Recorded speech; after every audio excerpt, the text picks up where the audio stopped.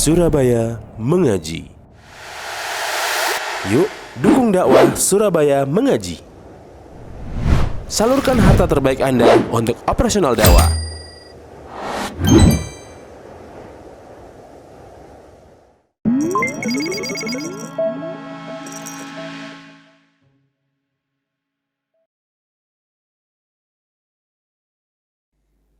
Assalamualaikum warahmatullahi wabarakatuh.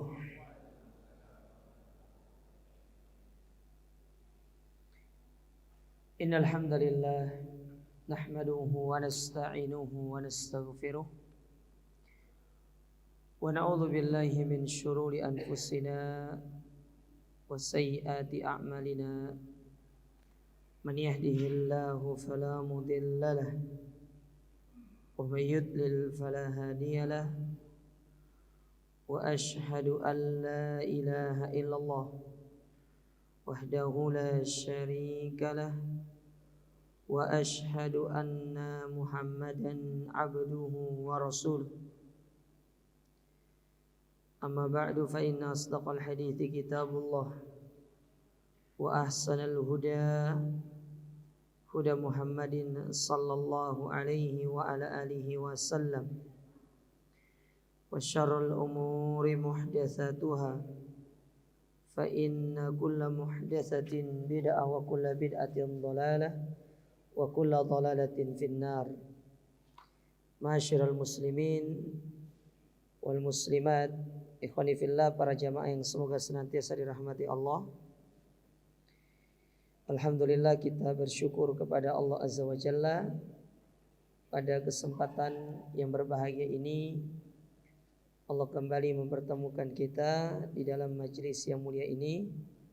Kembali kita akan melanjutkan kajian kita dari Arba'in An-Nawawiyah. Dan sekarang kita masuk ke hadis yang ke-22.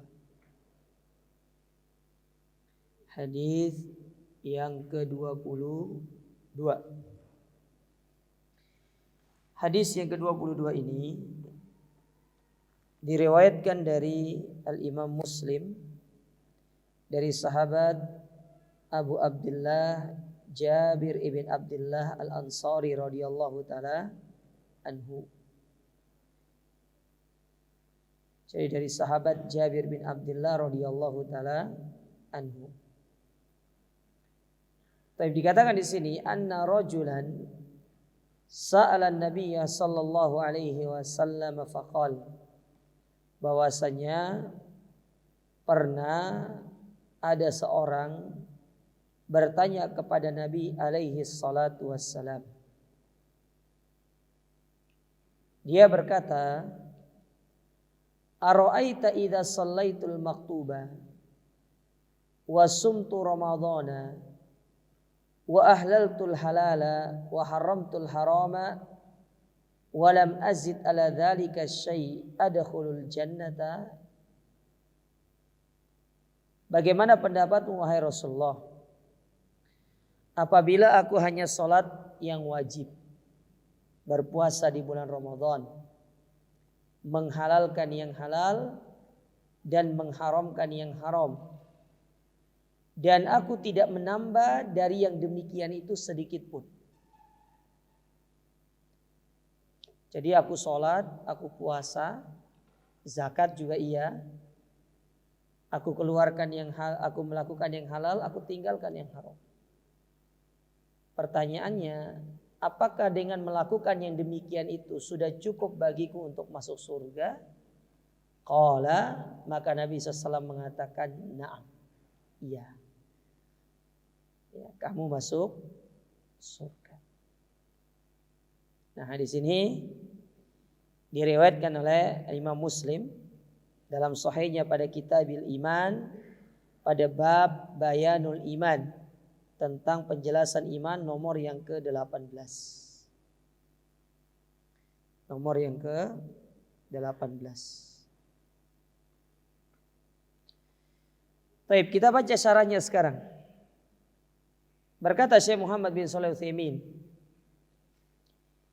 Yaqul Jabir radhiyallahu taala anhu, Jabir berkata, inna rajulan sa'alan nabi, bahwasanya seseorang pernah bertanya kepada Nabi, wa hadzal rajulu la nahtaju li ma'rifati ainihi, dan laki-laki ini kita tidak perlu untuk mengetahui siapa dia.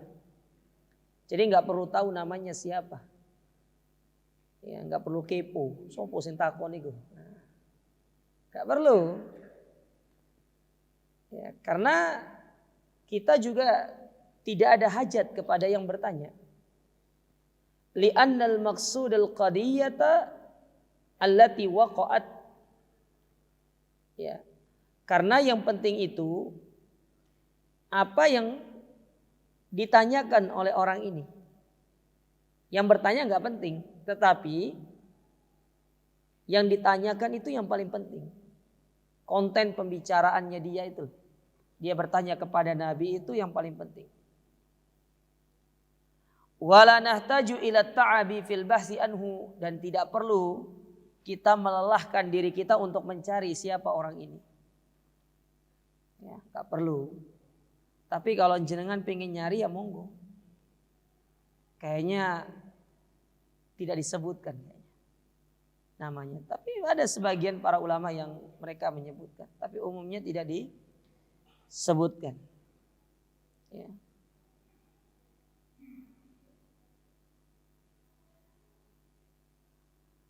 Allahumma illa an yakuna ta'yinuhu mimma yakhtali bihil hukum fala budda min ta'yin. Kata beliau, ya, kecuali jika mengetahui siapa laki-laki tersebut untuk mengakibatkan atau untuk kita itu membedakan hukum ya yang terjadi. Jadi untuk mengambil hukum, kira-kira laki-laki ini nih siapa orangnya, terus kondisinya seperti apa, bagaimana kriterianya untuk melahirkan hukum. Tapi dalam bab ini kita tidak ingin mengambil hukum, tapi kita sedang ingin mendengarkan apa yang menjadi pembicaraan dia, pertanyaan dia kepada Nabi SAW. Jadi tidak diketahui siapa yang bertanya ini. Ya, siapa yang bertanya.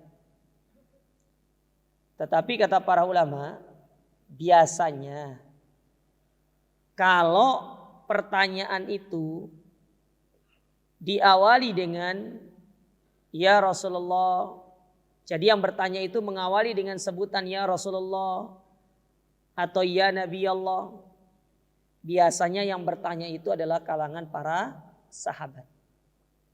Kenapa demikian? Karena para sahabat itu hampir tidak pernah memanggil Nabi kita dengan namanya, tetapi dengan sebutan ya Rasulullah. Adapun yang memanggil Nabi dengan nama beliau, umumnya itu adalah orang Arab Badui. Yang datang bukan tinggal di Medina, datang dari luar masuk ke Medina, ketemu sama yang ingin tahu siapa sih Nabi itu. Maka ketika ketemu langsung sebut nama. Biasanya orang Arab Badui yang datang dari luar kota Medina, bukan yang hidup sehari-hari bersama Nabi SAW. Biasanya seperti itu. Tapi kalau kita lihat redaksi dari hadis ini, ya, Jabir bin Abdullah tidak menyebutkan dan dia tidak mengawali ucapannya itu dengan mengatakan ya Rasulullah, tapi langsung dengan mengatakan ara'aita, bagaimana pendapatmu. Ya, tidak mengawali dengan sebutan ya Rasulullah atau ya Nabi ya Allah. Taib. Kemudian wa qauluhu, adapun ucapan orang ini ara'aita, apa maksudnya ara'aita? Ara'aita bimakna akhbaroni atau akhbirni, kabarkan kepadaku. Ini uslub bahasa. Ini uslub bahasa Arab. Jadi dalam bahasa Arab itu ada uslub, ada gaya bahasa dalam kita berbicara kayak bahasa Indonesia lah kurang lebih. Tapi bahasa Arab itu dia lebih apa ya?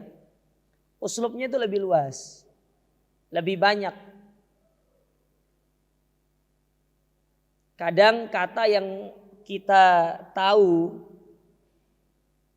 itu ternyata memiliki makna yang banyak. Kayak contoh ro'a.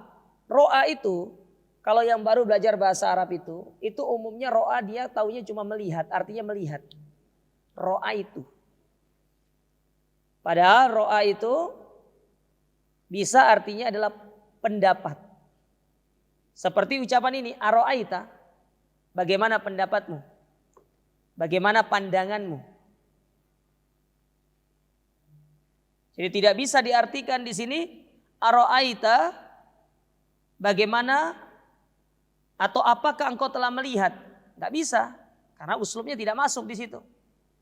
Nah, disinilah pentingnya seorang ketika dia belajar tentang kaidah bahasa Arab atau dia belajar bahasa, dia harus ngerti uslub bahasa sehingga tatkala dia menerjemahkan buku-buku para ulama itu, dia akan mudah untuk mencerna maksudnya. Kadang banyak orang ya, dia salah memahami apa yang disebutkan oleh penulis karena dia tidak memiliki kemampuan bahasa yang bagus. Sehingga maksud penulis A, dia memahaminya B. Sehingga hasil yang dia sampaikan kepada jamaah itu berbeda dengan yang diinginkan oleh penulis. Nah, ini penting kita punya kemampuan bahasa itu. Ya, kemampuan bahasa Arab. Karena bahasa Arab itu tidak sama dengan bahasa kita. Dan sering saya ulangi perkataan ini. Kadang ada bahasa Arab itu yang mana kalau diterjemahkan ke dalam bahasa Indonesia tidak ketemu padanan terjemahannya yang pas. Kayak contoh misalkan alim maha mengetahui, khabir maha mengetahui. Tapi antara alim dengan khabir itu memiliki tingkatan tidak sama, berbeda. Tetapi bahasa kita tidak bisa mengcover dengan baik terjemahan dari kata tersebut. Nah, disitulah pentingnya kita harus memiliki kemampuan bahasa yang baik, terutama bahasa Arab itu. Kemudian dikatakan di sini, idza shallaitul maktubah, apabila aku salat yang wajib. Ya. Apabila aku salat yang wajib atau salat fardu. Wa hunna khamsu salawatin fil yaumi wal lailah. Yang dimaksud dengan salat maktubah itu adalah salat 5 waktu sehari semalam. Sebagaimana Allah berfirman dalam surat An-Nisa pada ayat yang ke-103. Allah mengatakan innas salata kanat 'alal mu'minina kitaban mauquta. Sesungguhnya salat bagi orang yang beriman itu telah ditentukan waktunya.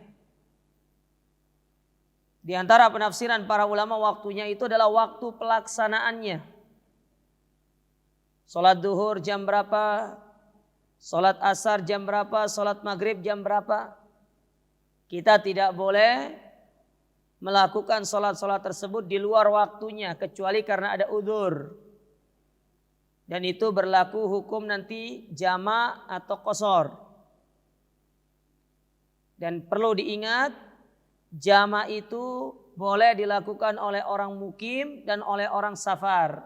Tetapi qashar itu hanya keistimewaan bagi orang yang safar. Jadi kalau antum lagi sakit, antum tidak bisa qashar, hanya boleh jama'. Jadi kalau antum pengen qashar, antum sakitnya pergi safar dulu. Jadi pindah dulu kemana gitu. Kemana antum mau pindah? Ustadz saya mau sakit ke Malang aja lah biar saya bisa jamaah qashar. Ya enggak apa-apa, fadhol. Ya tidak ada yang larang antum. Karena keistimewaan qashar itu hanya berlaku bagi orang yang safar. Bagi orang yang safar. Perhatikan. Ini pendapat yang saya ambil. Nanti antum bisa tanya ke pendapat yang lain. Dan tidak berlaku bagi orang yang baru niat. Paham maksudnya baru niat? Baru niat, belum berangkat. Dia baru niat. Dia masih di rumahnya. Dia niat safar jam 3. Akhirnya dia pergi ke masjid untuk sholat duhur. Setelah itu langsung dia jamak qashar. Kalau jamaknya boleh, qasharnya enggak boleh. Orang jamak sholat itu ketika baru niat untuk safar dia boleh, tapi qasharnya belum boleh. Itu pendapat yang saya ambil ya. Tapi fadhal antum mau tanya kepada ustadz yang lain. Tapi kalau saya, kalau antum belum berangkat, belum bergerak meninggalkan kampung halaman antum, tidak diperkenankan mengqashar. Tetapi menjamak boleh. Paham ya? Ini pendapat saya. Tolong nanti tanyakan ke ustadz yang lain. Biar antum memiliki keluasan dalam masalah ini. Jangan saya ikut ustadz Gema aja. Ya enggak gitu juga jemaah. Antum harus punya keluasan ilmu. Bertanya kepada ustadz yang lain. Nah kalau praktek saya kalau mau safar, saya berangkat sebelum waktu sholat. Misalkan nih saya mau safar ke luar kota, taruhlah ke Malang. Saya berangkatnya sebelum duhur jam 11. Nanti tengah jalan kalau sudah masuk waktu, saya berhenti rest area sholat jamaah qashar. Ya. Ustadz itu ngakali gak? Ya ngakali, tapi akali yang benar gitu loh. Ya itu ngakali yang benar. Itu boleh. Karena masalah kalau itu.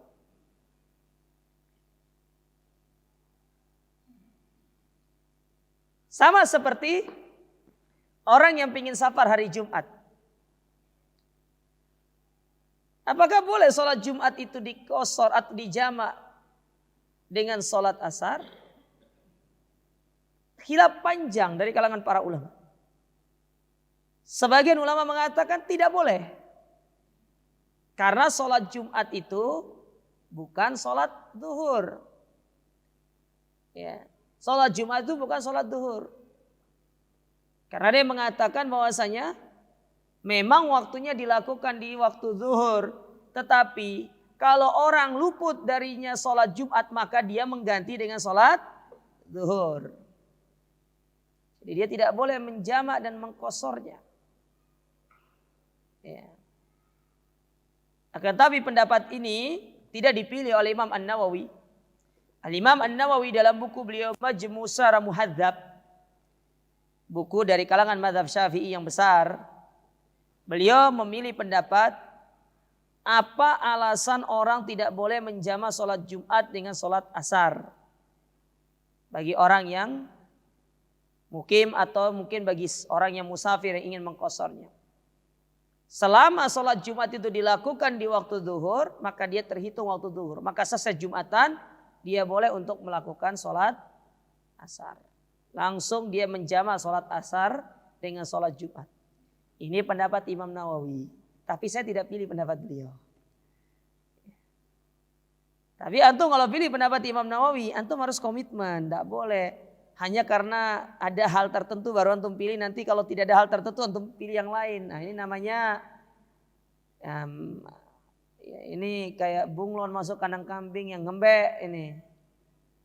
Antum harus punya prinsip dalam memilih pendapat para ulama.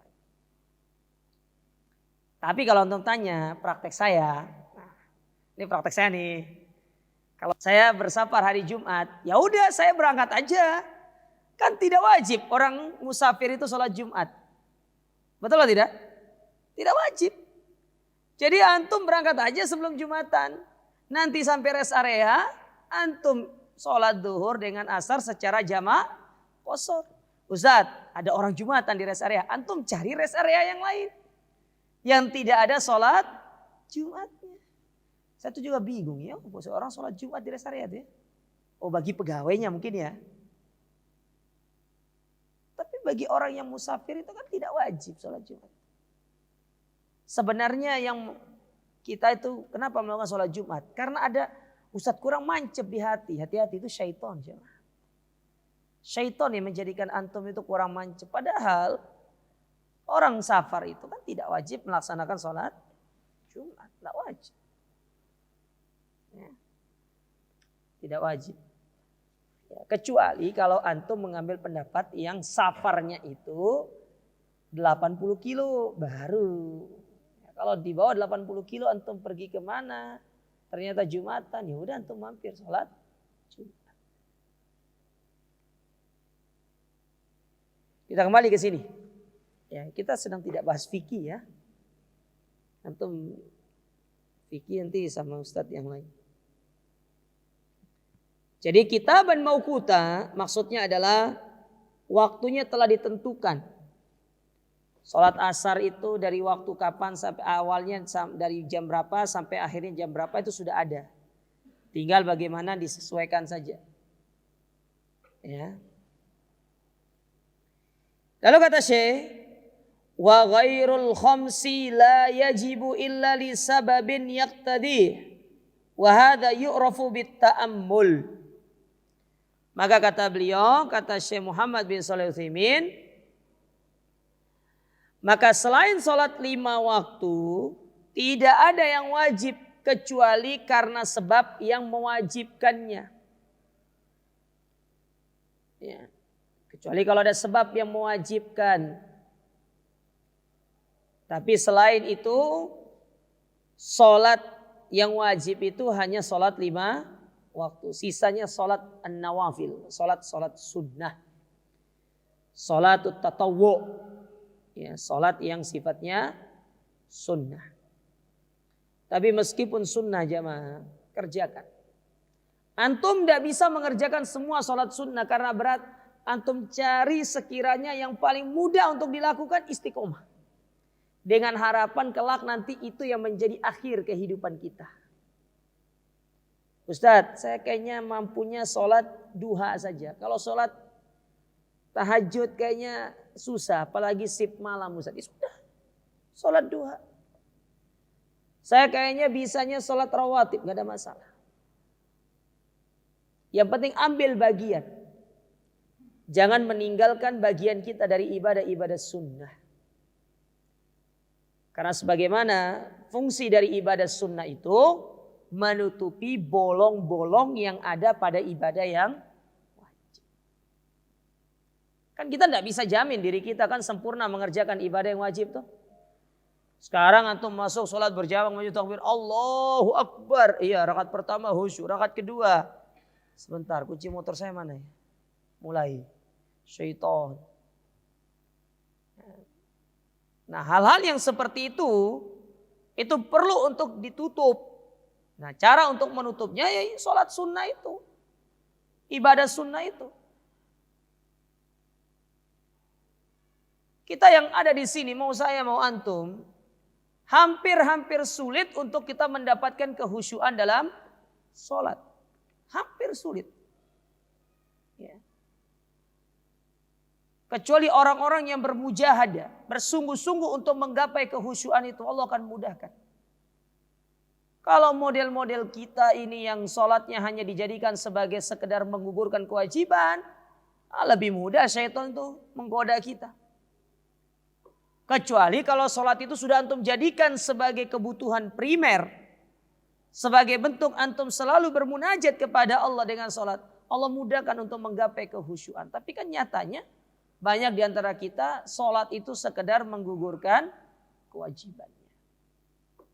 Yang penting sholat, urusan diterima nggak diterima itu urusan yang di atas. Padahal kita pun harus memiliki usaha untuk bagaimana menjadikan sholat itu diterima di sisi Allah Subhanahu wa Ta'ala. Dari sisi niat, tujuan sholat itu apa yang kita ingin dapatkan dari ibadah sholat itu kan begitu.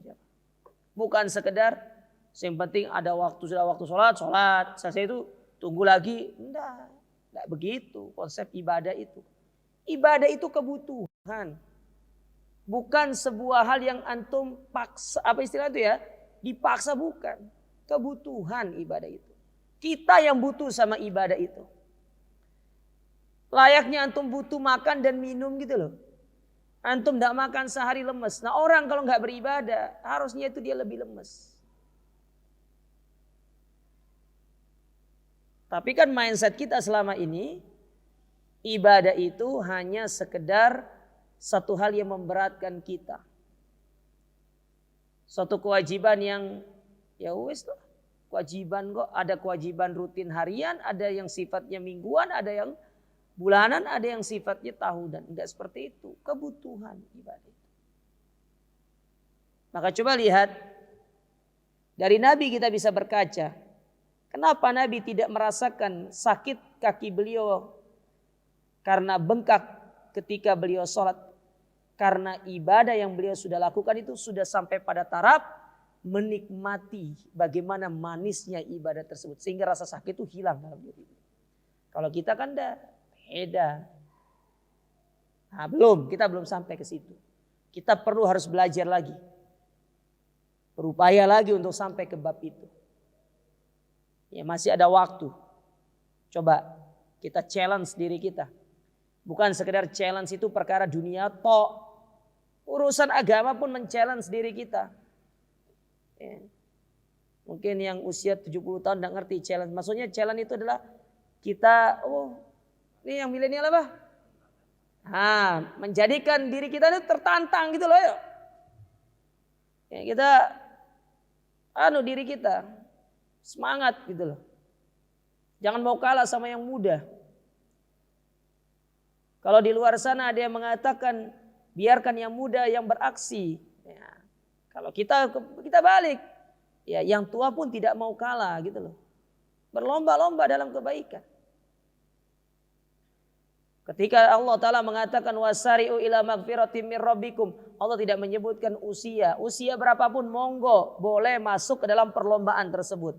Mau usia antum 10 tahun, 20 tahun, 50 tahun, ya silakan untuk masuk berkompetisi. Berkompetisilah dengan kompetisi yang terbaik. Ya, belum tentu yang muda itu akan keluar menjadi pemenang. Dan belum tentu yang tua itu akan menjadi seorang yang kalah. Enggak. Tergantung siapa yang bersungguh-sungguh. Ayo semangat ikhwan. Kita bangun jiwa ibadah kita kepada Allah Ta'ala ini. Karena kita butuh kepada ini. Nah, itu sholat. Kemudian orang ini mengatakan wasumtu Ramadan. Dan berpuasa di bulan Ramadan. Ay asyahru al-ma'ruf. Ramadan itu adalah bulan yang sudah kita kenal. Bulan ke-9 dari tahun Hijriah. Ya, bulan ke-9 dari tahun Hijriah. Tinggal berapa lama kita puasa ini? Berapa bulan? 5 bulan. 6 bulan. Sebagaimana apa yang diriwayatkan oleh Imam Ibnu Rajab dalam buku beliau Lataiful Ma'arif. Beliau mengatakan kana salaf yad'una Allah an yataqabbala minhu sittata ashhur. Dulu para salaf mereka berdoa selama 6 bulan agar Allah menerima ibadah Ramadan mereka, dan kemudian ya mereka berdoa selama 6 bulan pula an yuballighahum Ramadan, agar mereka disampaikan dengan bulan Ramadan. Berarti kita mulai sekarang berdoa sama Allah agar Allah mempertemukan kita dengan bulan Ramadan. Ya, berdoa, banyak-banyak berdoa. Allahumma balikna Ramadan. Ya Allah, sampaikan kepada kami bulan Ramadan, bulan yang penuh dengan keberkahan.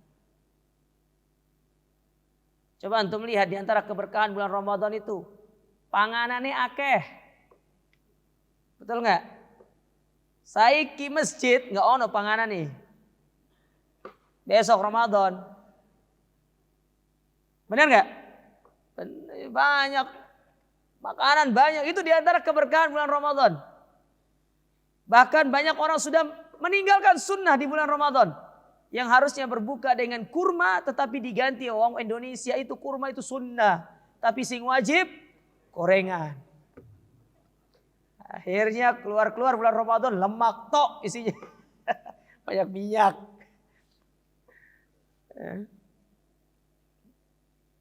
Berdoa agar Allah menyampaikan kita dengan bulan Ramadan. Taib. Kata beliau, kata Syekh Muhammad bin Shalih Al-Utsaimin, as-siyam fil lugha al-imsak an syai'. Yang dimaksud dengan puasa secara bahasa itu adalah al-imsak an ayyi syai'in. Menahan diri dari segala sesuatu. Ya. Menahan diri dari segala sesuatu. Wa fi syar'i. Adapun secara istilah, ini tidak perlu antum tulis. Nanti antum belajar lagi pas waktu mendekati Ramadan. Pasti akan ada dauro nanti, dauro pra Ramadan. Pasti ada itu. Nah, nanti teman-teman Surabaya Mengaji pasti akan mengadakan dauro pra Ramadan. Ya. Nanti rentetannya ya nanti ini banyak itu. Ada pula nanti kajian menjelang berbuka, banyak. Ya. Harusnya itu ya teman-teman itu buat itu dauro pra poligami gitu loh. Tapi bukan saya yang ngisi. Suruh ustadz yang sudah pernah poligami saja.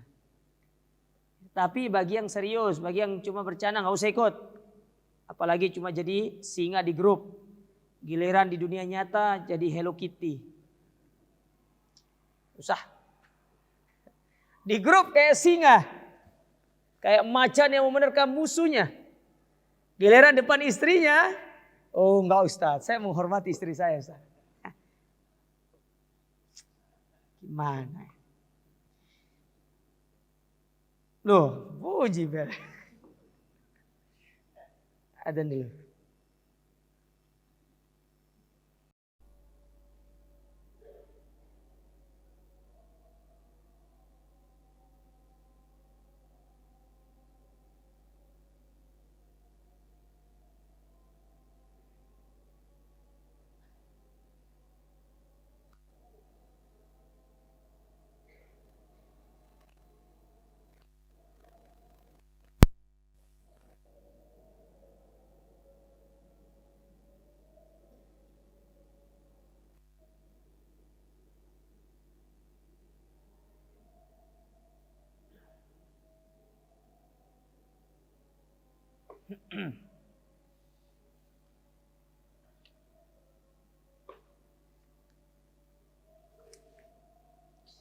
Taib, kita lanjutkan sedikit.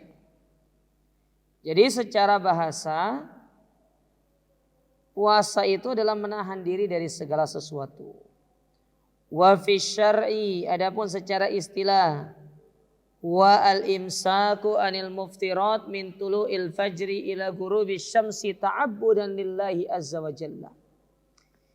Yaitu seorang menahan dirinya dari pembatal-pembatal puasa. Dari terbit fajar sampai terbenam matahari dalam rangka dia itu beribadah kepada Allah.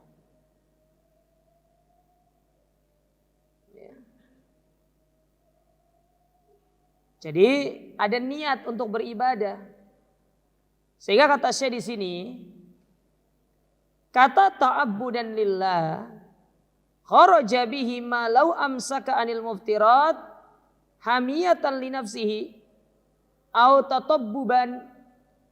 Beda halnya kalau seorang menahan diri dari makan atau minum itu sebagai bentuk dia berobat. Maka kalau niatnya berobat itu bukan termasuk puasa yang sifatnya ibadah. Contoh, orang mau operasi disuruh puasa sama dokter. Kalau dia berpuasa itu niatnya untuk syarat operasi itu, berarti memang niatnya hanya dapat itu. Dia tidak dapat pahala. Dia tidak dapat pahala. Nah, di sini pengaruh niat itu penting. Fa inna dzalika laisa bisiyamin syar'iyyin. Karena yang demikian itu bukan puasa yang syar'i. Walihada la budda min takyidi ta'arifi syar'iyyah bit ta'abbud. Oleh karena itu perlu diikat dengan adanya kata-kata ta'abbud. sebagai bentuk kita beribadah. Ya, dalam perkara yang mubah pun demikian. Kalau perkara mubah itu dilakukan, tujuannya untuk semata-mata hanya niat duniawi, ya udah, dapatnya niat duniawi aja.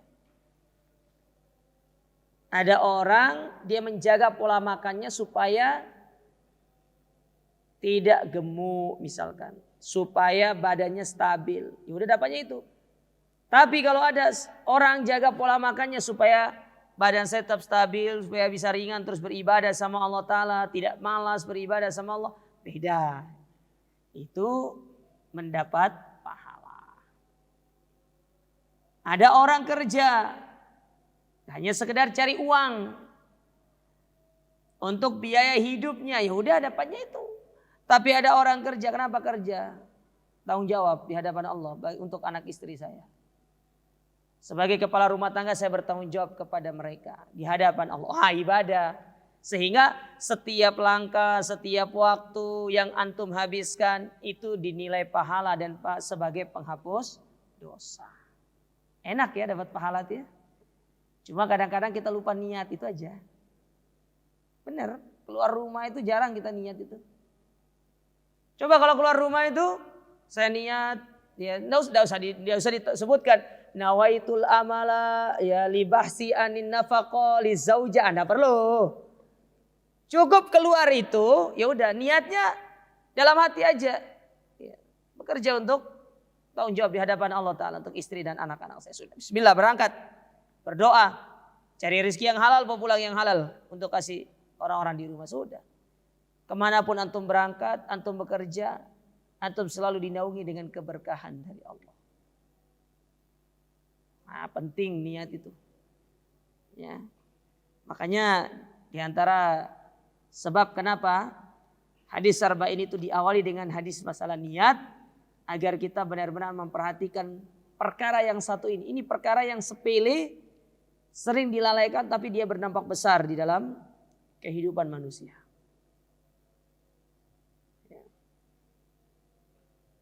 Baik, kemudian kita lanjutkan sedikit. Ucapan orang ini dengan mengatakan wa ahlaltul halal, dan aku menghalalkan yang halal. Apa maksudnya? Ai fa'altul halala mu'taqidan hillahu, yaitu aku melakukan sesuatu yang halal dengan meyakini tentang kehalalannya. Ya. Dengan kita meyakini tentang kehalalannya. Karena dalil tentunya. Kenapa ini kamu lakukan? Oh, ini kan urusan dunia. Hukum asal urusan dunia kan halal, tidak ada yang mengharamkan. Ya udah saya lakukan. Kenapa kamu bekerja dengan pekerjaan ini? Ini pekerjaan yang halal. Tidak ada unsur syubhat, tidak ada unsur keharaman di dalamnya. Bismillah saya lakukan. Ya. Pokoknya perkara yang dia kerjakan itu perkara yang halal. Bukan menghalalkan segala cara. Nah, itu beda. Cara yang halal dengan menghalalkan segala cara itu beda. Ya. Pokoknya apapun saya akan lakukan untuk mendapatkan itu, beda dengan ketika antum menempuh satu cara yang dihalalkan untuk mendapatkan perkara yang antum inginkan, itu beda. Ya, poinnya beda di situ. Yang satunya karena dia memakai dengan cara yang halal, setiap langkah jalan dia itu diberkahi. Tetapi yang satunya karena dia menghalalkan segala cara, bisa jadi itu sebab dia masuk ke dalam kebinasaan. Makanya stop prinsip ya, tidak peduli halal haram, sikat saja Ustaz, urusan tobat besok. Emang antum tahu antum mau hidup sampai besok? Kadang-kadang orang yang seperti ini tuh dia tidak takut apa ya, pas dia ngomong tiba-tiba gitu kan ya. Tidak takut gitu ya. Kan bisa saja kan malaikat maut itu diperintahkan oleh Allah. Nanti kalau mau cabut nyawanya setelah dia ngomong gitu kan, kita tidak ngerti. Masalah antum juga tidak ngerti kan ada malaikat maut kiri kanan antum. Makanya jangan sembarangan ngomong itu. Apalagi orang-orang yang berilmu. Kalau bisa kita yang sudah berilmu itu ya, kita keluarkan kata-kata yang baik gitu loh. Karena ada malaikat di kiri kanan kita itu, mereka mendoakan kita, apalagi di dalam majelis ilmu seperti ini. Malaikat itu banyak hadir beristighfar untuk antum di sini. Antum keluarkan kata yang baik-baik, ya Allah, semoga ya Allah usaha saya lancar. Gitu. Ya. Ya Allah semoga gitu. Keluarkan yang baik-baik gitu loh. Jangan keluarkan yang aneh-aneh. Belajar untuk mengeluarkan perkataan-perkataan yang baik. Itu ciri orang beriman. Ya, sehingga kata para ulama itu ya, mengeluarkan kata-kata yang tidak baik justru itu bukan ciri orang beriman. Ya. Bukan ciri orang beriman, karena orang beriman itu kata-katanya baik. Afdalul mu'minina imanan ahsanuhum khuluqa. Yang paling baik keimanannya dari manusia itu adalah orang yang paling baik akhlaknya. Dan salah satu akhlak itu kan tercermin dari tutur kata. Makanya ada seorang penyair apa? Seorang penyair. Ini penyair kalau tidak salah, saya lupa ingat ya. Antara Zuhair bin Abi Sulma yang mengatakan atau yang lainnya. Jadi ada seorang penyair mengatakan begini, lisanul fata nisfun wa yisfun fuaduhu idma huwa kharaja minal fami. Kalau engkau ingin tahu kualitas hati orang, lihat tutur katanya. Karena apa yang keluar dari tutur katanya itu mencerminkan hatinya. Nah, ini kata orang zaman dulu. Bisa jadi benar. Bisa jadi benar, kita tidak tahu. Karena kan mereka itu mengeluarkan hal tersebut berdasarkan pengalaman gitu loh. Pengalaman hidup mereka, maka mereka membuat syair-syair demikian. Bisa jadi karena memang pengalaman muamalah mereka dengan manusia, mendapati ternyata orang yang buruk akhlaknya atau buruk hatinya itu ternyata tercermin dari lisan tutur katanya itu. Suka caci maki, suka mencela. Ya. Dan insya Allah kita sepakat yang hadir di sini. Kita tidak senang dengan orang-orang yang lisannya kasar. Ngomongnya kasar sama kita. Sepakat kita. Ya, ngomongnya itu ya tidak peduli perasaan orang. Yang penting awak dewi senang. Ya tidak ngono jemaah. Loh iya awak dewi senang. Terus orang lain itu tidak perhatikan gitu. Sementara kita hidup di dunia ini kan bukan sendiri. Kita hidup di dunia ini ada orang kiri kanan depan belakang kita yang perlu kita perhatikan. Sehingga disebutkan oleh para ulama ada 5 kaidah muamalah bersosialisasi kepada sesama manusia. Salah satunya disebutkan kaidah itu tuh, kalau kita itu tidak suka didolimi sama orang, maka jangan dolimi orang. Di antara bentuk mendolimi orang dengan perkataan, kan begitu. Nah, kemudian terakhir yang kita ambil, orang ini mengatakan wa haramtul haram, dan aku mengharamkan yang haram. Apa maksudnya? Ai istanabtul harama mu'taqidan tahrimahu, yaitu aku meninggalkan perkara yang haram dengan meyakini tentang keharamannya. Jadi kita meyakini keharaman sesuatu itu dengan dalil, bukan dengan perasaan. Makanya ada sebuah kaidah dari kalangan para ulama itu apa? In karihta fala tuharrim alal ghair. Engkau kalau nggak suka sesuatu tinggalkan, jangan kau larang orang itu untuk melakukannya. Contoh nih, antum nggak suka jengkol, jangan pula antum katakan jengkol haram. Loh ya pokok jengkol haram. Ya mana nggak gelem jengkol? Ya urusan antum. Nggak senang jengkol, ada orang senang jengkol kok. Antum nggak suka sama sesuatu, jangan haramkan bagi yang lainnya. Apalagi itu perkara yang halal.